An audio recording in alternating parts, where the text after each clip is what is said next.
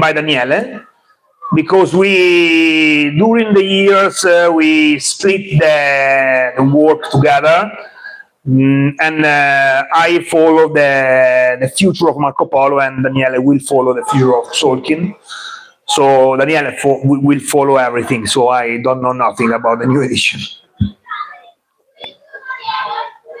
You mentioned that you designed around 30 board games. How do you manage to work on multiple games at the same time during these years? And connected to that, how do you manage to? What is a good period that you think is necessary to make a game to send it to the publisher? So first question, how do you manage, how many games do you work on at a time during these years? And second question, when do you feel it's a good time to send it to the designer? After how long? To the publisher. The publisher, yes. Okay. The first one is easy, with a lot of confusion in my head. Because I like a lot that our hobby grows a lot during the years. I started to love board games 20 years ago, 25 when I was very young, and I see the growth of the board game, and now it's possible to be a designer as full-time work, but not easy, because it's still a niche. So if you are a good singer, a pop singer, you have so much money than if you are a good board game designer. So to live, you need to publish a lot, or to publish a success like Carcassonne or Azul, or publish many games that sell quite a lot. So I work in more or less 15 projects at the same time. Not all the game at the same stage. So some games are near the end, so I follow the final stage, the final tuning. Some at the very early stage of design, so we don't test yet. So, and usually I follow one or at most two heavy games at the same time. The other are simpler, so I divide the weight of the game. I work a lot with co-designer because it helps a lot to keep track of the process, have a new idea, and also you keep track of the things you take note. When I start to design, I work on 1, 2, 3 projects. I don't write anything. Now I need to write a note about development, ideas, because in other way, everything mixes in the head and I don't understand nothing. So I keep track for each project, the problem, each test, not each test. I'm not super organized, but a little bit more than 10 years ago because need to follow a lot of projects. For the second question, it's a little bit different than for a lot of designers because I'm not only designer. I work also as a developer. So I'm part of Cranio Creations. I'm one of the owner of the company. And also I follow all the development process for the company. So I select the game, I develop it. In this way, I'm internal of the company. So we work in a different way than usual. Usually, when you feel the game is good, you present to the publisher. If it's good, okay. If it's not good, you try to another publisher. In Cranio, I can share the project also before it's at the end of the development, because my other colleagues can send me feedback, can send me direction. Also, for example, in a productive process. So if I work a game with a strange component, I can ask for a quotation just to see if it's possible to produce or not. So we, more or less, I work alone before the game more or less works, so it's playable and it makes sense to play it. But then I work with the company. Then I don't work only with Cranio. Cranio has first choice on my game, so I show to Cranio first, and then if we are too full on our catalog and editorial plan, I show to the other publisher. But also I try to create a good relationship with publisher.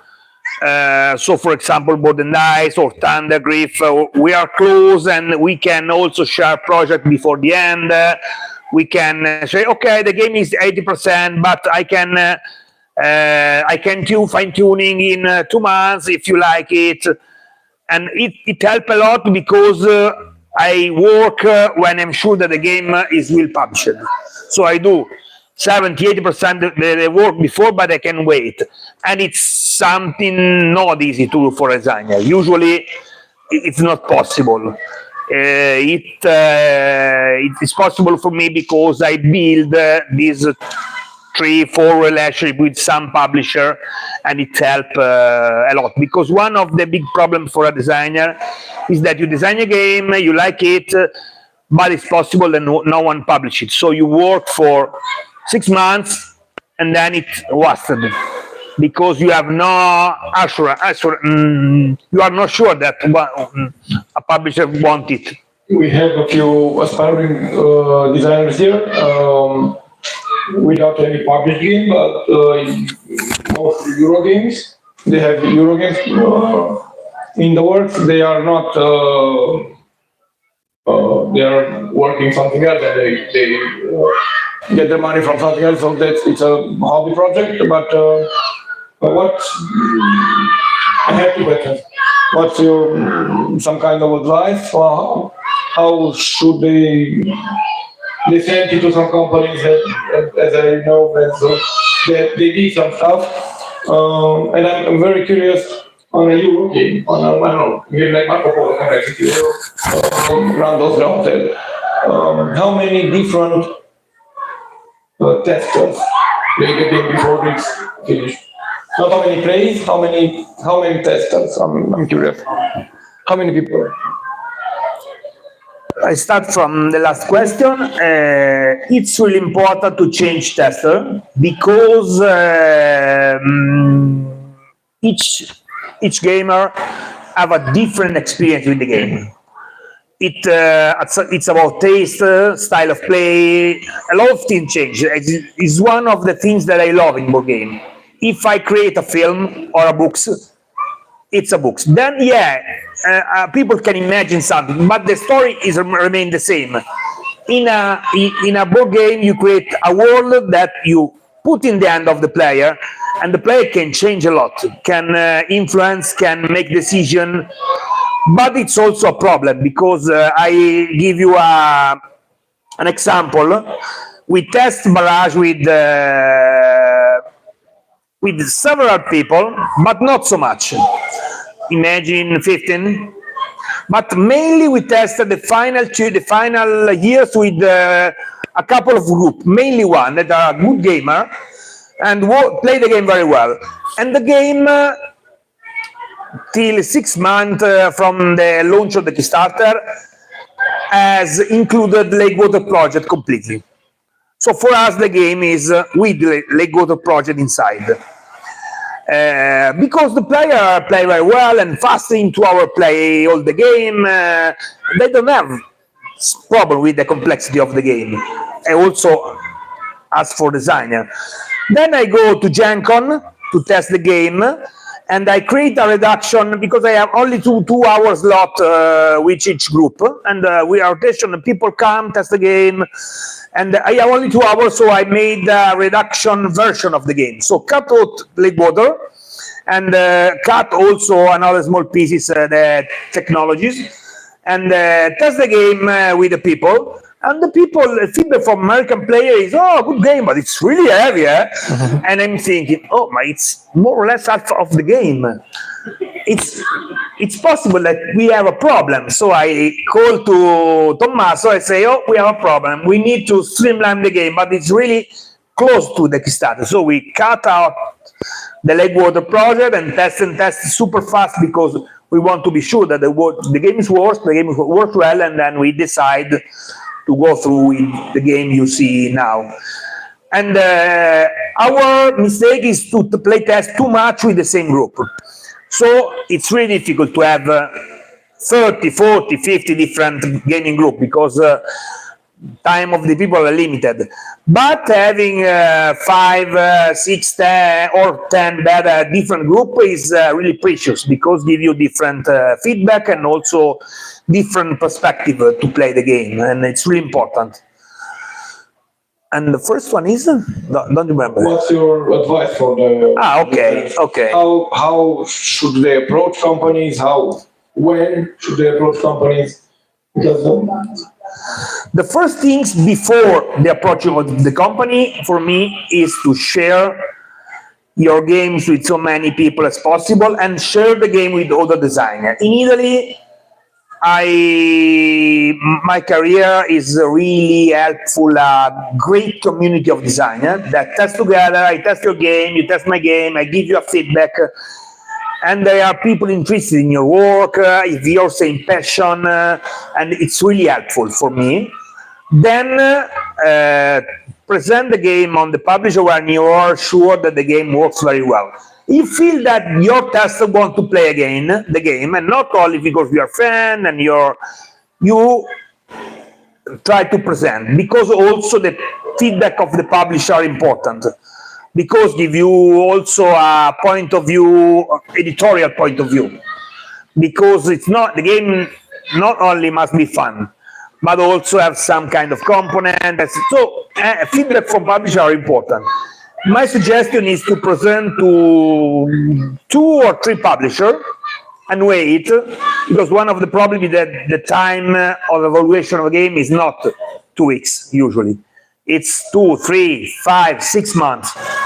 Sometimes it happened to me that I passes 1 year and I call again, no, we don't test the game yet because we are too busy. So, but now that I'm publisher, I know that one of the big problems is the time, because you don't have time to play, but also I don't have time to play so many prototypes I receive. I receive usually more than hundreds of presentations, where I select more or less 100 of prototypes that I test in each year, and it's so much time, because sometimes you need to test 2 times, so it takes time. And present to 2 or 3 publishers, get the feedback, and then present to another 2 or 3 if you don't have a contract or you are not find a good publisher. This because you can upgrade the game with the feedback of the publisher. If you present the game to 10 publishers at the same time, if the game is not so good or you made some mistake in development, you burn the possibility to present the game to that company. Because 90% of the time, if you present me a game, and then you want to present me back the same game, it's really difficult to get my attention. Or the game is really good, a great idea, not well developed, so I still want to see again. But a lot of time, if you present the first time and I don't like it, that's all. So try some company, then get the feedback, try to update the game, and go on. And to present the game, I'm guessing the sell sheet is very important. I speak as a publisher, because one of the biggest problems of publisher is the time. So for me, my best feeling is a video. Make a video of 2-3 minutes. Don't explain all the rules, but explain the kind of game, the potential, the component. So in very few time, you are able to get me the game. And then, if it's interesting for me, the most easy version to present is a digital prototype of Tabletop Simulator. It's a program where you create the game in digital, quite easy to do. So it's not necessary to have a programmer, or it's really easy. And you can play with me a couple of rounds, you can explain the rules, play with me, and in half an hour or 1 hour, I can give you a feedback. So for me, it's the best way. But depend to publisher to publisher. I realized that after the COVID, also big publisher or old publisher use the digital for presentation, Google Meet, Tabletop Simulator, but not all the publishers like to have a digital presentation. Some of them want to meet you at the fair, so depend on the publisher. But increase the possibility to present online a game in an easy way with few time, it's important for a publisher. Do you use tabletop simulator to test your own games? I start with COVID, in COVID time, because it's necessary. And then I spend thousands of hours on TTS because, especially in the early stage of the game, it's super fast to create a prototype. So when in the first part of the development, a lot of time you create something, destroy everything, and create again, destroy everything, create again. If you have to cut the card, cut the token, and create a board, print, it's you spend some money, but you spend a lot of time. On TTS, it's super fast. On the other side, playing live, as everybody knows, it's more relaxing, more fun. You speak with the people. Playing through a computer is really more stressful, but speed up so much the work, especially at the beginning. Other questions? About Cranio Creations, can you tell us how many employees does Cranio have? How big is Cranio's team? How many currency? Okay. We are from 20 to 25 people, but divided into different branches.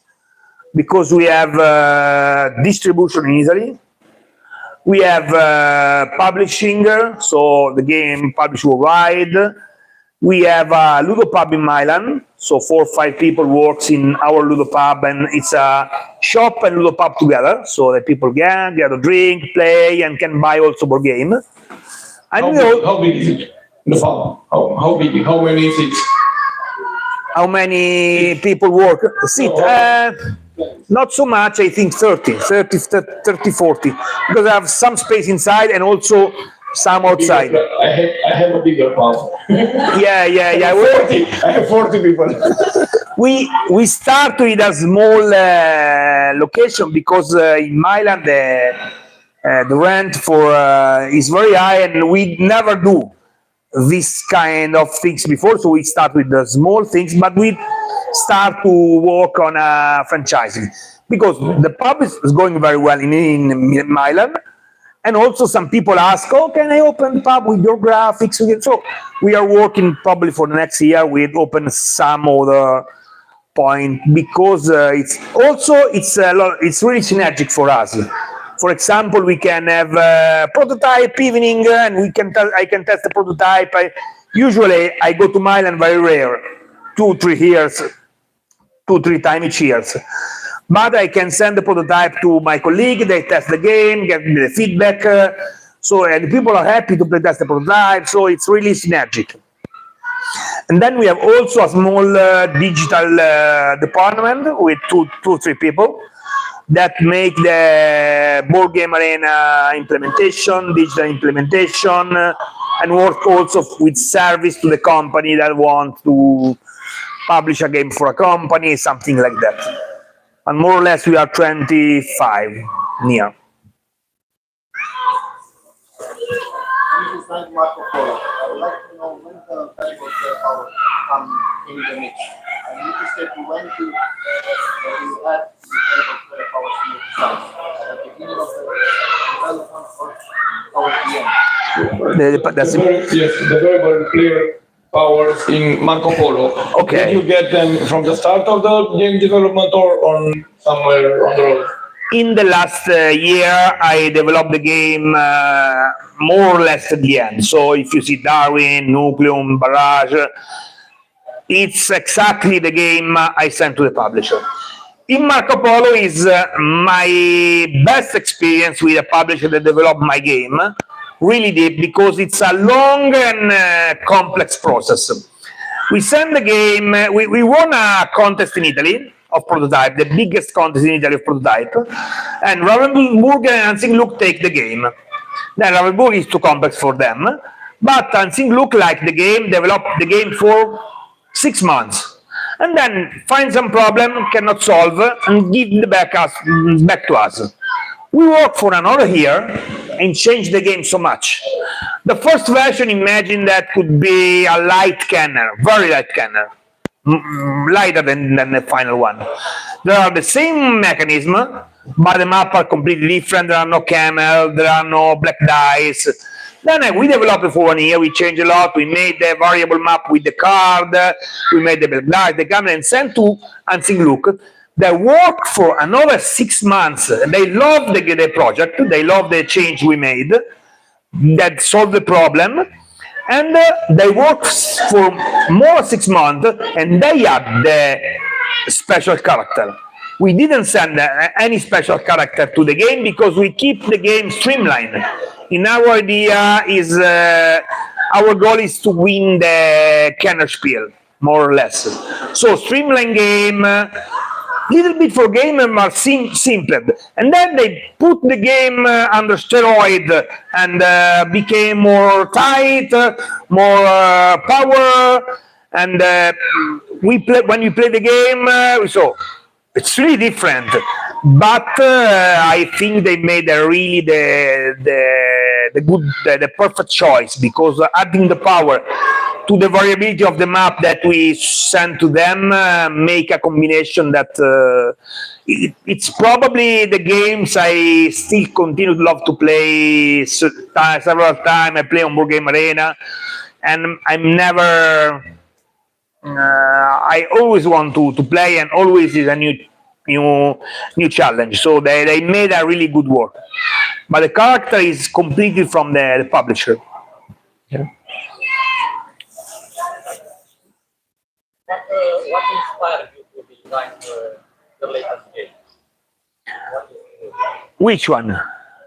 Your latest one. The ones that are not yet out. The next coming, for example, this autumn Cranio will publish a game named Golden Cup. That is a really strange game at all, and more strange for me, because it's a medium level game, not super simple, but not a complex game. You can play in 1 hour, 6 people can play in 1 hour. And it's a game that starts from a project about football. I have another designer that we are friends for many years, but we have not published yet nothing. But he sent me a game about football, and then we worked for several months in the spare time about this game about football.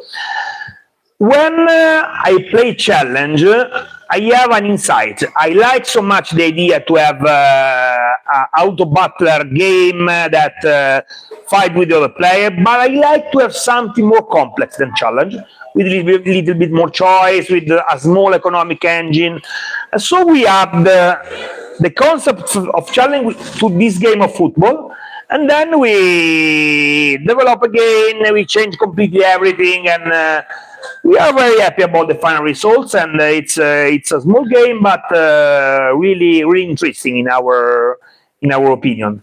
And it's sad. And then at the end, it's not a game about football, because when we speak with Cranio, we have a lot of fear about the perception of a football game in the board game community. Some people don't like. I receive a lot of feedback, several feedback like this one. Oh, if it's a football game, I don't want it. So we changed the game to a fantasy sport. So you have a strange creator that play fantasy sport, so you don't have a real football serious theme. And then we'll see how it go, how it will go.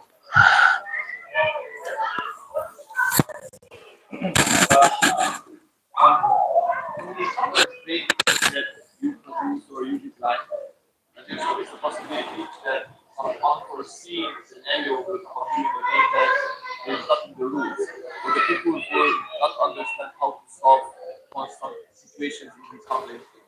You as a designer or you as a publisher, how do you cope with this? Which are you meaning with scenarios? Some situation that give. Some unclear rule or yeah. What do you do in this situation? They don't find the rule, they don't know how to handle it. How do you cope with this? There is always the fuck. So now the big problem is that a complex game is how much is complex the game and how much is the element that the game manages. So, for example, it's more easy to predict the situation that creates Barrage than the situation that creates Rats of Vista. Because Rats of Vista has 180 different unique cards, and testing exactly all the combination of all the cards is impossible. So sometimes always happen that sometimes came up. The first is to test a lot the game, made some prediction with the mathematics. I have an Excel file where I make the prediction also without playing. But then something can happen also, especially if you publish expansion, then add complexity and more interaction between the elements. Then you can clarify some strange situation. Another important thing is that the situation don't break the game. If there is something a little bit unclear, you can make a fuck or clarify later. But it's a specific combination. Make a player win always is a problem that happened a little bit for Tzol'kin. We are not so much experienced, and if you follow one of the strategy, it's really probably that you win. But for the other game, we more or less found a way to avoid this dominant strategy or something like that. But I'm working on a card game, so like Ederson that came out on Kickstarter last year, and we have a couple of two more. And then when you have 100 or more different cards with different combinations, it's really difficult to have exactly all the combinations. And it's one of the parts I like. We test during the Kickstarter in live. And Pierpaolo is part of the publisher, create a combo that I never seen before. And it's a super combo, and it's wow to me that after 100 tests at this game, the game has something to show to me, something new, and for me it's really amazing. Then can create some problems. So, but at the moment I think it's not a big problem. Usually, how much from the first prototype of the game actually ends up in the published version? How much different version of the prototype? From the first version, from the prototype, how much of it remains till the end of the game, till the published product? It's completely different from game to game. As I say, this game about the Golden Cup start with a game that has 0% to the final one. Because we start this game about soccer, then we take out one mechanism from the game, and then build around this mechanism. At the beginning, there is no in the original project, so we change everything. Sometimes you change also the main mechanism. Rats of Vista, we build the game around one action selection mechanism, and then after all the development, we are not convinced that worked well.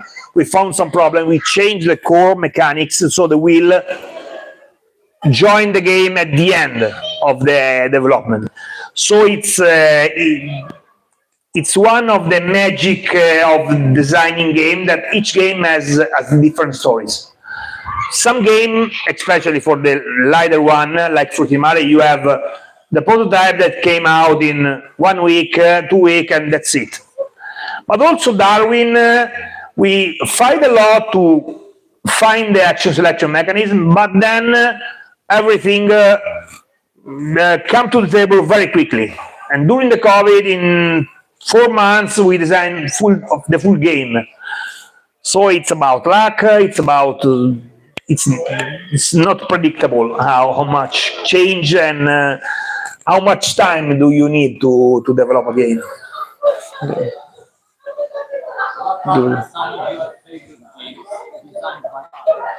Some of your favorite games, but not your own games, designed by others. I like a lot Brass. It's one of my favorites. But the game I play more often in the last 5 years, probably Terraforming Mars. I like card, I like combos, I like... the game is really a genius game because there are something that I don't like. I don't like direct attack. There are something that that can develop in a different way, but doesn't matter. The game has a strong and fascination, and I play a lot of time. And the third game I play so much is Magic the Gathering. I play from the first Italian edition, a little bit less than 30 years ago.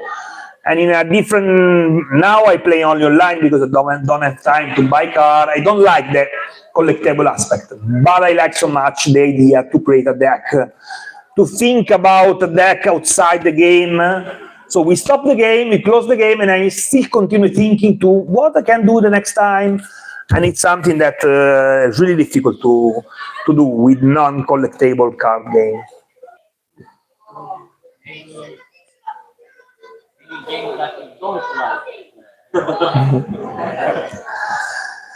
I play more or less a lot of things, and I'm open also to family. I like so much, but I prefer game where you have to think, to plan. That is challenging my mind.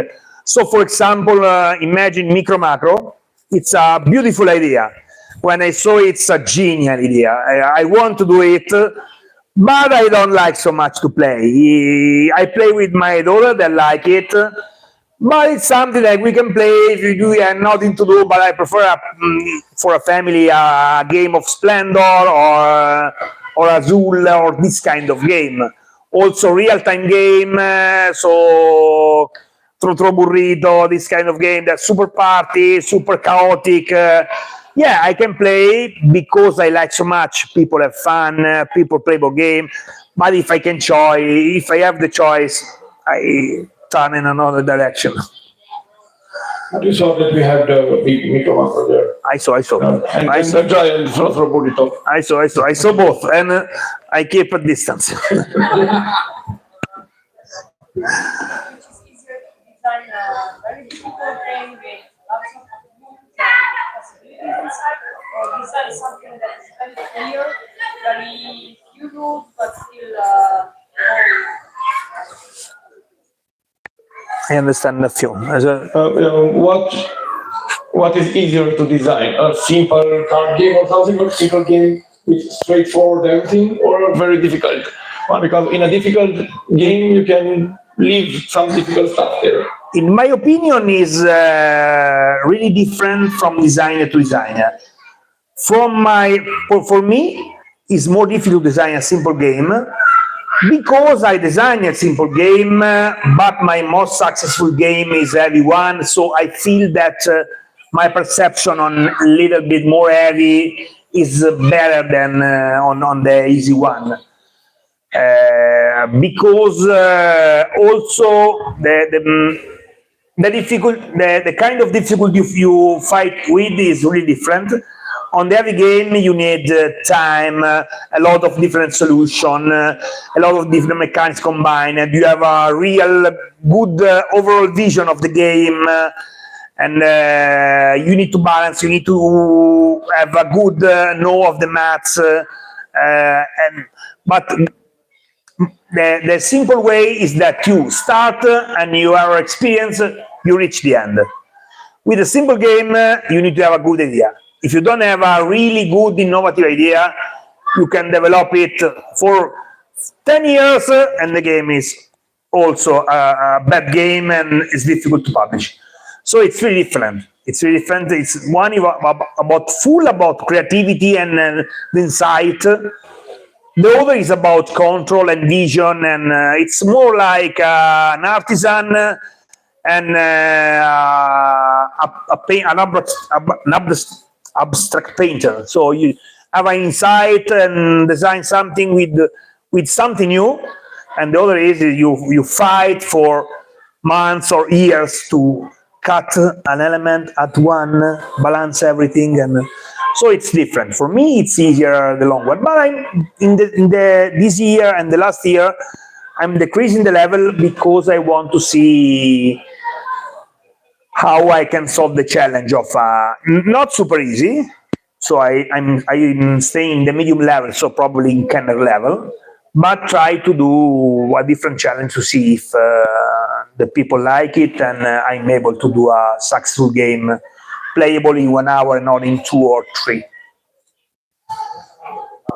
Because of this number of a lot of new games that get published, do you feel like a pressure to design this kind of medium or family style games rather than a heavy game? Do you think that there's a pressure in the market? The pressure of the market is to publish a lot, because it's a diabolic circular, because a lot of people publish game, a lot of people design game, a lot of game come in the market, so it's more difficult to sell good with a game. So if you make the best game in the year, you sell a lot. But also good game have low selling. You sell for the first year, sometime a little bit for the second one, and that's all. This forces the publisher to publish more game. If each game sell low, to stay alive, the company, I need to publish not 3, 6, 8. And this came more game to the market, and it's again and again and again. From my side, I have more pressure to publish heavy game, because it's the game that have most success, and a lot of publishers ask.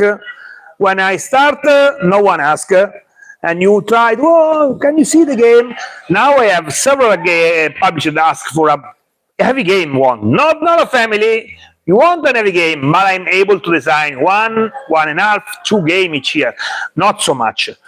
So I have this kind of pressure, but doesn't matter. I try to do what I like, because if you don't, for me, don't know for all the designer, if you don't have emotion when you design, it's really difficult to do a good job, because it's also a game about emotion. It's not only something that you can do without emotion, without passion. So you need to find motivation, to have new idea, to create something new. Studies show that players play new games only once or twice, but they all demand replayability. And the same with publishers. Most feedback that I got from publishers from my games is to add more replayability. Do you think replayability is a priority in game design? And if yes, how do you add replayability?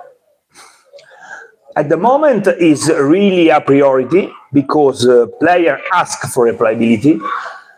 But I think it's about a perception of replayability. So also, if you play one time, you want to have the feeling that you can play several times more. If you play a game one time and that's all for you, it's a really bad emotion for you. If you find a world that you can explore, then you don't have time to explore. So you play only one time, but you feel that the game can be explored. The next year I can explore. It's a good emotion that people want, and I can understand this kind of emotion. So also, if I buy a campaign game that takes me 100 hours and I play 10 hours, I have more something to do, more something to see. And this also in other media. You imagine also that TV series are more important now than films. And also, sometimes you watch the first season, and that's all because I don't have time. But you have more season to see, more time to explore. So this feeling is in everywhere around us. And it's important to give to the player this feeling. Then how to do it depends on the game. Sometimes in simple game, for example, you add the scenarios. You have the crew, that is a super simple game, but different level, different rules to add. The legacy games is simple game that that's something new each time you play. So in simple game, there are several ways to add exploration of the game. Then one possibility is to add a deep, that is not easy to do, but some really good game do it. So, for example, I love Splendor, and you play game after game, and there is details that you can play a different way between the other player. In every game, you can play different strategies. So you can you play the game for the first time.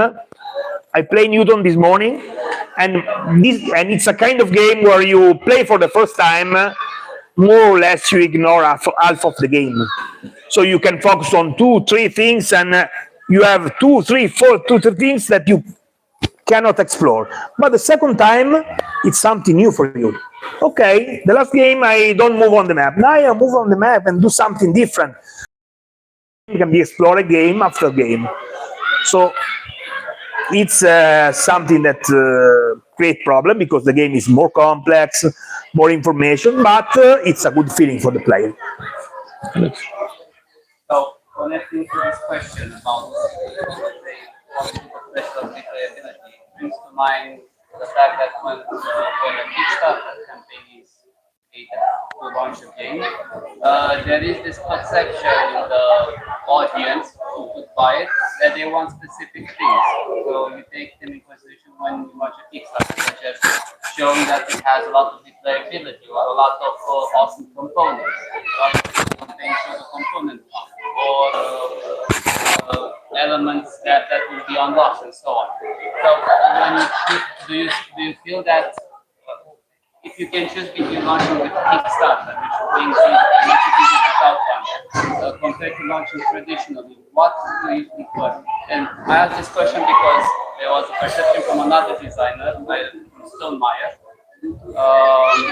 Jimmy Stegmaier, that at one point he decided to give up on Kickstarters because he felt that there was much more pressure on specific elements regarding time, regarding expectations and all of this stuff. And he felt that he overall kind of had less control to launch the game the way that he wanted. So from your perspective, what do you prefer, Kickstarter or traditional launching, and why? I strongly prefer retail, and I don't have a Kickstarter account. I never buy Kickstarter in my life, but mainly because I cannot wait. So I want to buy the brass edition because I love brass, but they say, oh, we'll send you in 1 year and a half. 1 year and a half. I don't know if it exists after 1 year, so I cannot plan for 1 year in the future. But I strongly prefer retail for my taste, for my personal taste, and also because I don't like over component. I don't like 100 of expansion because I don't have time to play, because a lot of motivation. As designer, it's an opportunity of earn more money, especially for a heavy game, because heavy game also that have a success sell for 1 year, 2 years, and that's all. So a Kickstarter is an opportunity for have more margin on a project. So it is an opportunity. So I sometimes join on a Kickstarter, but usually I prefer retail. Also because Kickstarter change the rules of the games, not always in a good way. Sometimes in a good way because push the market to high quality product with high quality material, but sometimes push too much in this direction with crazy price, and also Kickstarter companies have failure because produce a game with overproduced component is really difficult, and also at the moment Kickstarter is a complex market in a complex situation because the publisher understand that the people of the money is limited. They never think before because they grow and grow and grow during the years, and also Kickstarter makes success. But when the Kickstarter go to 3, 4, 5, 600 of euro, it's a little bit too much, and probably now try to find a stability between price, between deluxe component, between something else. So need to be something in the middle, because I feel that at the moment it's not easy to go to Kickstarter. From my opinion, for example, as Cranio, Kickstarter is a good opportunity for expansion for this kind of because usually you sell low expansion. If you sell an expansion of Azul, it's probably you sell quite a lot, but usually you sell 20-25% of the base game selling copies. So if you sell 50-100, it's not really good for an heavy game. You probably will sell 10,000, 15,000. It's not a lot for a project. Kickstarter make to send directly the product to the people who like it and turn around the retail, and could be an opportunity, but we'll see the future of Kickstarter. What was your first board game? I started very young. I play when I was a kid, so probably I remember chess and Monopoly when I was kids, and then I follow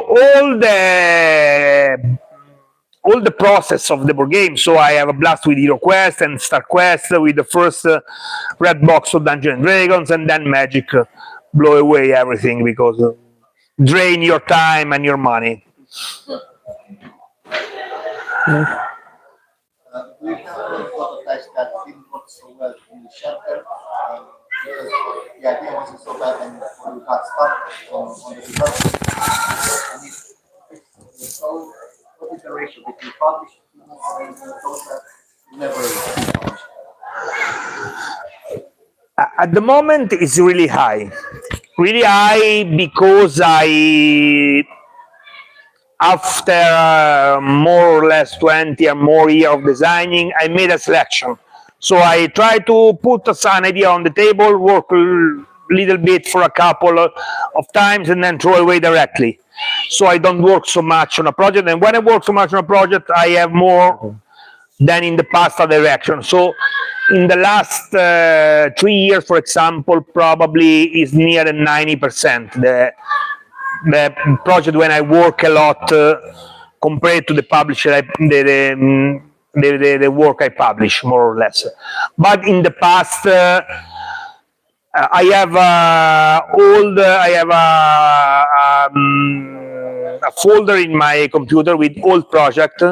Sometimes I open it, and there are 50 projects, 60 projects that I never published with some idea. Also developed game, also games that win some prize and the competition contest, second place, never published, to the most important prize for board game in Italy, for prototype, because the game changes and also the competition is high. So if you start to design game, you know that at the beginning you throw away so many ideas, so many prototypes, and it doesn't matter. My opinion is that this kind of work must start as hobby, and you need to have fun. Yeah, I don't publish it, I throw it away, but I have fun to design it, I have fun to play with the people, and it's okay to me. And then step by step you start to choose the right direction, and then you find the first publisher, and then step by step. Or it's possible that you can go with the first project and it's a big success, and sometimes happen, but it's rare. Okay, so we only have 3 more questions. So I see 2. When you feel stuck on a project, how do you How do deal you? with the situation? By getting stuck on a project. When you start on a project, how do you start on a project? Stop. Get stuck. If you get stuck, I was stuck. right at block. If I'm stuck on a project, I have 2 solutions. The first one is throw away the project, and that's all. Finish and try a new one, because there are too many new ideas, too many possibilities to spend time to a bad project. But the second time is to live in a box and then take it away. I do it with a prototype that I designed 20 years ago, more or less. I sent to a contest that I sent to a publisher, I rejected, but only one Then after 20 years, I came back from the war. I work, but for 1 week, I test it, and I say, no, it's so bad. It's really so bad. So throw away another time. But sometimes you can get back. Probably 20 years is too much. But sometimes you stop the project for a while, and then you come back and you have new ideas. You have new. Another way is to join another co-designer to the project. So you work alone or for a long time, you stop, you like this project, you find something interesting, and then new idea come into the game. Right. So about working with a co-designer, how do you organize yourselves? And also, do you plan on making another game in the future? But mainly I'm interested on how do you organize your work and how do you split your work? Because I'm currently trying this one. Usually, a lot of projects start with, not a lot, but some projects start with a designer that send me the game as Cranio. So show me a game. But if it's a good game, I sign the contract and that's all. So I work only as developer. But sometimes I find a good idea, but I say, this idea is really good, but the other things for me is not enough strong. You like to start with the idea, so we start with the idea and start to work together. With some designer that I like to work with, or we are a good relationship, or we are a good communication, we fix 1 meeting a week, each week. So we have on Monday from 10 to 11. And then we work on a project. If the game will be successful, we pass to another one. So one by one, we each designer, and I have 3-4 different designers we are working with 1 week. Then if the game is really important, we can upgrade the meeting with 2-3 times each week. But with Daniele, who never knows, but it's really difficult because we are really different people. We have different behavior and different style of design, and we find a lot of complexity to work together in the past. And we do good game, but a lot of time we do good game separating the work between us. So, for example, Tzol'kin, Daniele lead all the development, and I put the core idea, and then join all the other things. Marco Polo, on the other hand, I lead a little bit more than Daniele the process. Consiglio 4, I lead all the process. Daniele made a small addition to the testing and developing. So more or less we split the work. We never work completely together on a project because it's not easy to find a way to have a good relationship with co-designer, because it's about taste, communication, a lot of things. When you design a game, it's like a child. You see growing, and it's not easy to do in two different people or 3, and you need to find the right people with you create a good communication relationship. Okay, so last question. To publish many games or a new designer, is there a game that you regret designing or publishing, or is there a game that you already designed and published and you don't like it anymore after 20 or 5 or how many years? You say, I wish I would better that should be a new formula. More than one. More than one. Especially at the beginning, I published, for example, a party game for families that is Monster Tower. That is a really nice idea. So the idea is really innovative, really strange, but the development is not so much perfect, and also the publishing. It's one of the first game of Cranio is really young, and also I developed in a bad way, so I'm not proud of the final results. I don't want to play so much. Then there are some games that make some success. So, for example, Pick It Up, that is the small version of Soquadro. Soquadro has only one edition in the world, in Italy, but in Italy sold more than 60,000 copies. So it's probably the second my best-selling game. But my daughter like it a lot.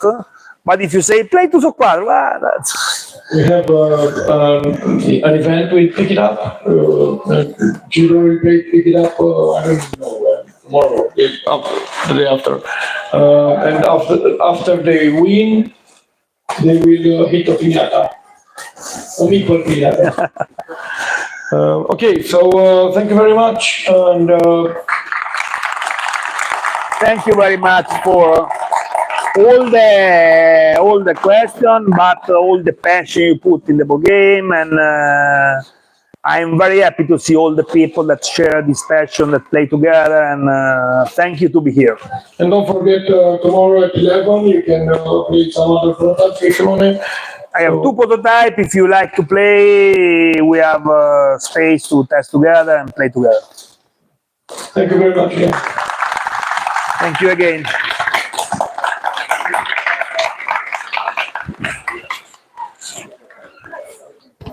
Thank you. Okay. Good.